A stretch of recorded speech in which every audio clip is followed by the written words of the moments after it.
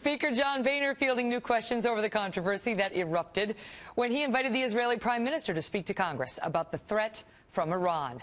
Neither Mr. Boehner nor the Israelis consulted with the White House, which accused them of a breach of decorum. And within days, Israeli media was quoting unnamed administration officials here as saying, quote, there will be a price to pay for doing that. Earlier tonight, Bret Baier questioned the Speaker of the House about it all on Special Report. You surprised by the pushback about your invite of the Israeli Prime Minister to speak to Congress? No, not really.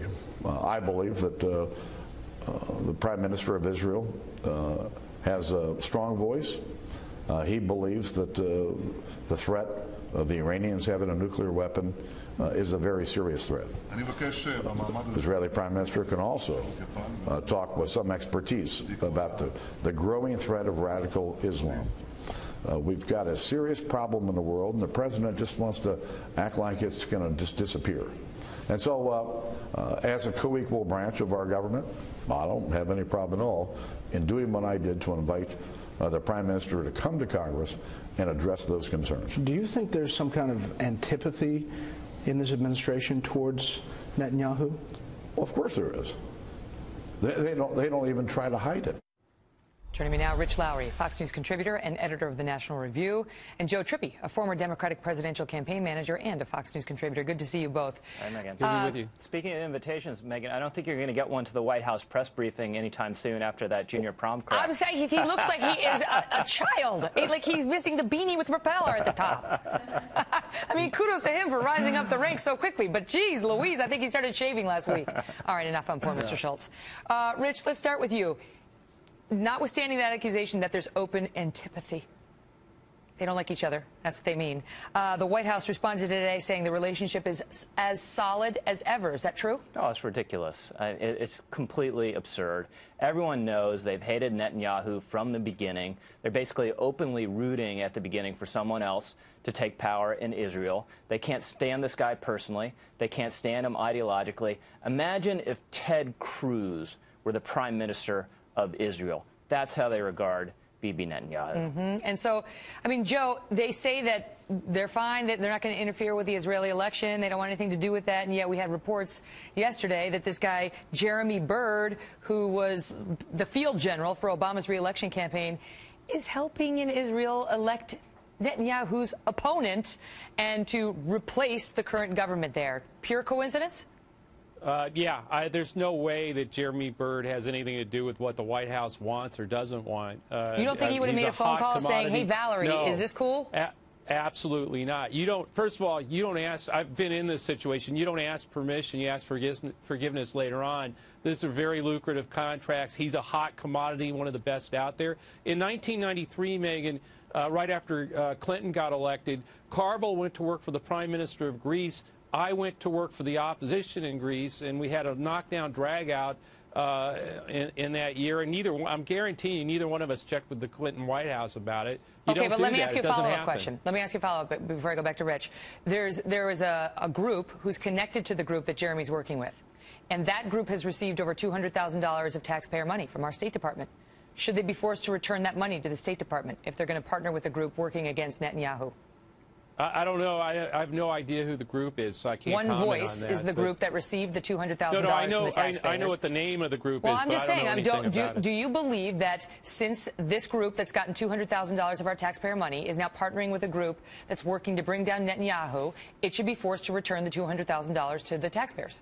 I don't know enough about it, Megyn, to know the answer to that. And what I mean by that is, look, you know how we have different committees here that have a charity and a political I'm not saying it was to bring down Netanyahu. To I'm saying it's all money is fungible. All goes in the same pot. And you tell me, Rich, whether this is a political problem, because there's a lot of taxpayers over here that don't want their money going to a group that, while it may have seemed fine when we gave them the dough, now, as it turns out, was working down to bring down a man who a lot of Americans actually really like and support. Yeah, well, I think I agree with Joe, actually. It depends on what the money is actually for. But I think what Joe makes a point that's really telling here, you know, he says, well, he goes to work for one side in Greece and someone else goes to work for the other side.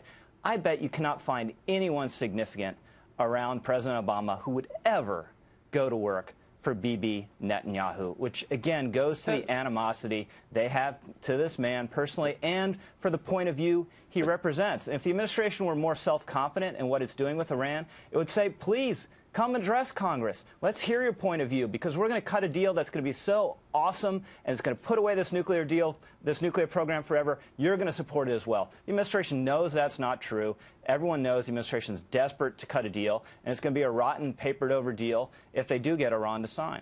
So, by the way, Joe, I think if I don't misunderstand you, you're not saying you're saying you, like somebody else here, are more of like a soulless lawyer type, political operative in your case, who just you don't care, like you just go work for. Joe Right? Trippi, hire gun.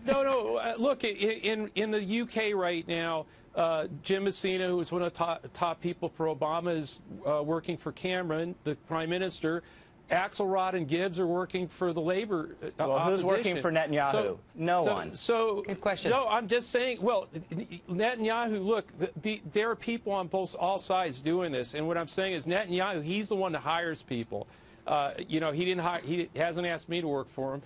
He will if he's smart. But let me after watching this segment, let me ask you this, Rich. will. Why would the administration, other than the fact that the procedure was quote odd, as Jen Psaki put it to me, in getting Mr. Netanyahu invited and him accepting it, they bypassed the White House. So other than sort of feeling like they were dissed, why would the White House care that Netanyahu is going to come over here and address Congress? Well, they shouldn't.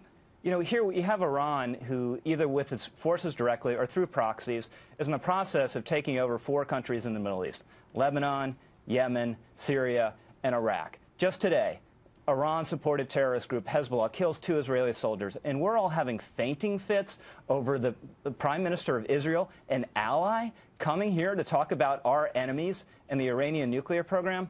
It is completely absurd, and it just goes again to this deep animosity they feel to Bibi Netanyahu because they completely reject his worldview, because it's much too, in my mind, too tough-minded and realistic for them. Joe, Mark Thiessen was making the point earlier this week that the way we've heard the White House officials, mostly off the record, but quoted in respectable publications, talking about Netanyahu, he's a chicken, blank, he's embarrassing, he really condemnation, from every corner.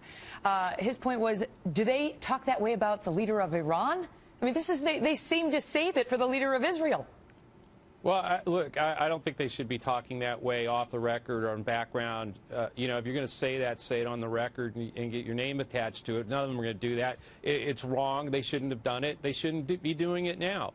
Look, there is animosity. There is no question about that. But what I'm arguing is that there's no way that Jeremy Byrd or operatives were sent into Israel to somehow defeat Netanyahu. They're there because they were hired to do something. And by the way, I've been on teams where the Republicans, in Italy, Frank Luntz and I worked on a prime minister's race there together. I mean, what? It's just, my head is going to explode. I know. Cannot but compute. This is very normal thing. I mean, this is not out of the ordinary. I would have loved to see those focus groups, Joe. I bet they're wonderful. So confused. Next, we're going to find out that Luntz secretly worked on the Howard Dean campaign. All right, guys, good to see you.